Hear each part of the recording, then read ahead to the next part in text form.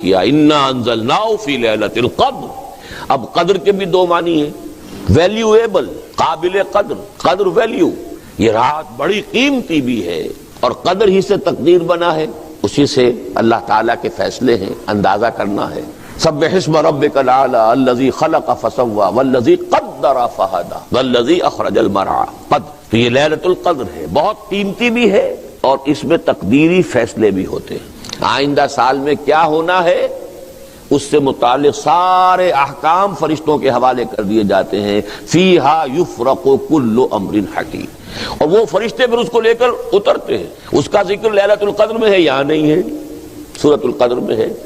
انا انزلناہ فی لیلۃ القدر وما ادراک ما لیلۃ القدر لیلۃ القدر خیر من الف شہر تنزل الملائکۃ والروح فیہا باذن ربہم من کل امر فیہا یفرق کل امر حکیم. جب ایشو ہونا ہے وہ یفرق ہے، حکم ایشو ہو گئے، اب اس کی ایگزیکیوشن ہے. ایگزیکیوشن کون کرے گا؟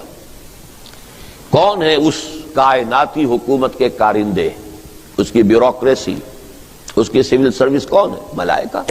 تنزل الملائکۃ والروح فیہا باذن ربہم من کل امر سلام ہی حتی مطلع الفجر.